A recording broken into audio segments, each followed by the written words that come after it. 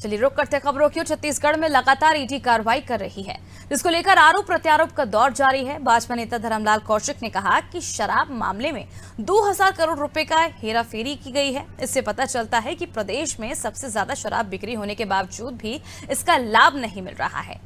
उन्होंने कहा छत्तीसगढ़ लगातार कर्ज में डूबता जा रहा है, सरकार लगातार उधार ले रही है और शराब मामले का आरोप सरकार पर लगाया है। ईडी के द्वारा प्रेस रिलीज जारी की गई है। अब यह बात प्रमाणित हो गई है कि ये 2000 करोड़ रुपए कहां है। अब मुझे इसे बताने की आवश्यकता नहीं है, लेकिन छत्तीसगढ़ एक तरफ कर्ज में लगातार डूबते जा रही है, सरकार उधारी पे उधार ले रही है, और दूसरे तरफ राजस्व की इस प्रकार की अफरा तफरी होगी तो छत्तीसगढ़ की दिशा क्या होगी।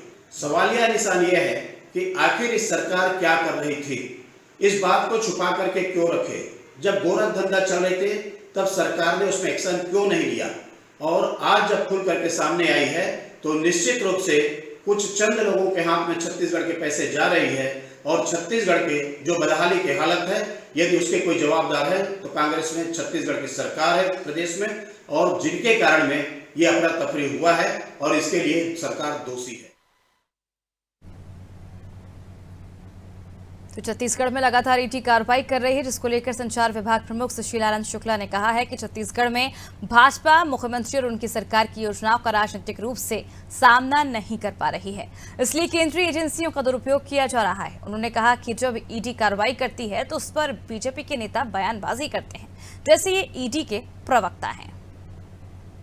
एजेंसियां छत्तीसगढ़ में अधिकारियों के यहाँ कार्रवाई करती हैं, व्यापारियों के यहाँ कार्रवाई करती है, और उसके बाद में उनके द्वारा कुछ आंकड़े दिए जाते हैं जिन आंकड़ों का कोई भी आधार सामने नहीं रखा जाता है, और उन आंकड़ों के आधार पर भारतीय जनता पार्टी के नेता प्रेस कॉन्फ्रेंसेस करते हैं, ट्वीट करते हैं, जैसे भारतीय जनता पार्टी के नेता ईडी के प्रवक्ता बने हुए हैं, और उसके बाद में सरकार की छवि खराब करने के लिए यह बयान दिया जाता है कि छत्तीसगढ़ में हजारों करोड़ रुपए का आबकारी घोटाला हो गया, कोयला घोटाला हो गया।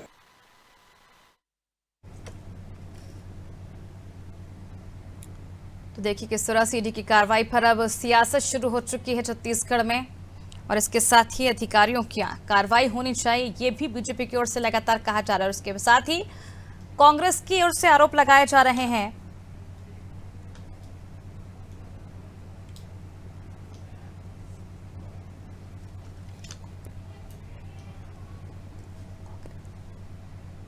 तो देखिए लगातार सियासत देखने को मिल रही है छत्तीसगढ़ में। चलिए इस वक्त रुक करते हैं।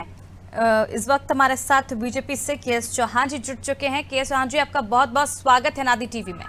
धन्यवाद। केएस चौहान जी, काफी शर्मसार करने वाली जो मामला है वो सामने आया है, क्योंकि महापौर के जो भाई हैं उनके ऊपर ही तमाम आरोप लग रहे हैं।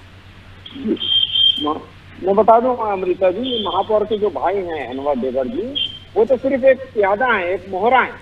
इसके पीछे जो हैं वो सत्तासीन हैं, और मतलब जो गवर्नमेंट चला रहे हैं वो इनको चला रहे हैं।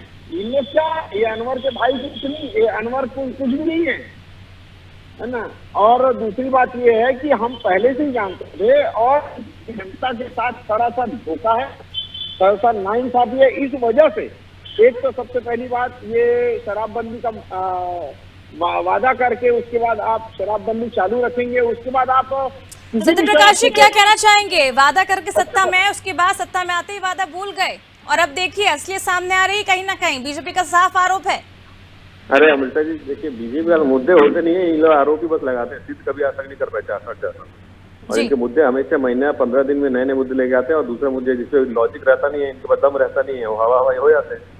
तो देखिए अभी जो मैं अगर ईडी आईटी बात, जैसे हमारे माननीय मुख्यमंत्री जी मुद्दे, जब इनके पास मुद्दे मिलते नहीं है, राजनीतिक मुद्दे इनके पास है नहीं, तो ईडी आईटी भेजते हैं। चुनाव का समय है, अब कर्नाटक का चुनाव देखिए, बीजेपी की मैं बात करूं, बीजेपी दूसरे प्रदेश में ज्यादा इफेक्टिव कराती है, या कोई भी ईडी आईटी काम कराती है, उसका इफेक्ट दूसरे प्रदेश में कराती है। तो चुनाव अभी कर्नाटक में चल रहा है, और यहाँ छत्तीसगढ़ में ईडी आईटी कराएगी, इसका माहौल वहां बनाएगी। फिर दूसरी बात, यहाँ पे भी चुनाव है, एमपी में चुनाव है, छत्तीसगढ़ राजस्थान सब जगह चुनाव है, तो ये माहौल, ये ऐसा वातावरण बनाने की कोशिश करती है कि छत्तीसगढ़ जी आखिर क्या बात है, जहाँ भी कांग्रेस शासित राज्य है वहाँ पर ईडी परेशान करती है, और जो बीजेपी के नेता है वो प्रवक्ता बने रहते हैं, ईडी जांच करती है, और जो बीजेपी है वो प्रवक्ता बने रहते हैं। साफ तौर पर कांग्रेस यही आरोप लगा रही है। चौहान जी क्या कहना चाहेंगे?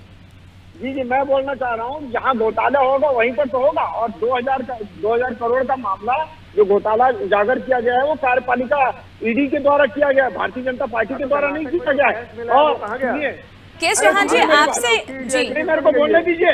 रमन सिंह के ऊपर ईडी क्यों नहीं अमृता जाती जी चुप करो, ये सब जी रखिए अपनी बात रखिए चौहान जी।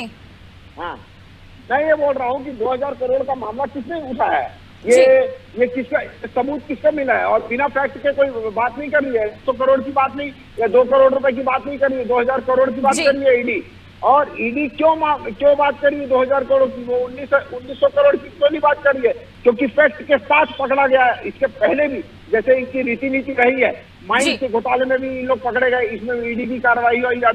अभी चलिए चौहान, जिस तरह से आप कह रहे हैं कि वादा किया था सत्ता में आने के लिए कि शराबबंदी करेंगे छत्तीसगढ़ में, लेकिन चुनाव से पहले रमन सिंह जी ने भी कहा था भले मेरी सरकार चली जाए लेकिन मैं शराबबंदी करके रहूंगा चुनाव से पहले।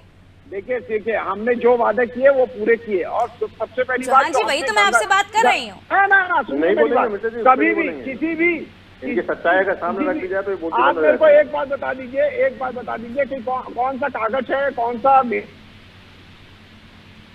ये है कि जहाँ पर रमन सरकार ने शराबबंदी का वादा किया हो।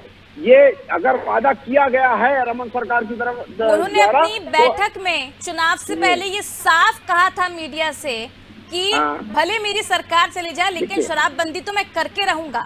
देखिए सरकार भले चली जाए तो हम उसी दिन से पहले दिन से प्रयासरत हैं कि आप शराबबंदी करिए। क्यों नहीं करेंगे आप शराबबंदी?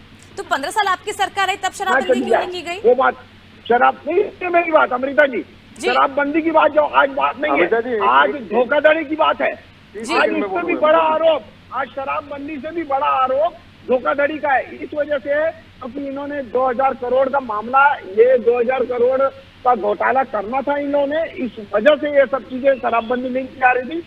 आज दूध का दूध पानी पी एक बार फिर से पर्दा इनका फाश हो गया और ये इसके कारण ही शराबबंदी नहीं करते हैं। चलिए सत्यप्रकाश जी अपनी बात रखिए, आप समय की कमी है। चौहान जी सत्यप्रकाश जी अपनी बात रखने दीजिए। इनके विधायक खुद शराब बेच रहे हैं। इनके हालात ये है कि ये खुद शराबखोरी करते हैं, शराब बेचते हैं, शराब के माफिया। लेकिन सत्यप्रकाश जी उजागर तो हुआ है घोटाला, ईडी ने कार्रवाई की है, जांच सामने आई है। अभी ईडी ने कुछ बोला है क्या? ये बीजेपी वाले खुद अफवाह फैलाने की कोशिश कर रहे हैं। अरे इनके पास कहाँ से प्रूफ आ जाता है? ये कहाँ से बोलते थे पहले? अभी ईडी ने कुछ बोला नहीं है, ईडी ने कुछ बताया नहीं है। पहले ईडी बताया तो उनको क्या मिला है? अभी सार्वजनिक किया है ईडी ने बताया। और बीजेपी वाले पहले बता रहे थे ईडी के प्रवक्ता ये बन जाते हैं, ये बन जाते हैं। प्रेस नोट पहले ये निकाल देते हैं। जांच के मामले तो खैर आज तक कोई भी सार्वजनिक नहीं हो पाए हैं, चाहे हम बात करें किसी भी मामले की, आज तक कोई भी मामले जो है वो सार्वजनिक नहीं की गए।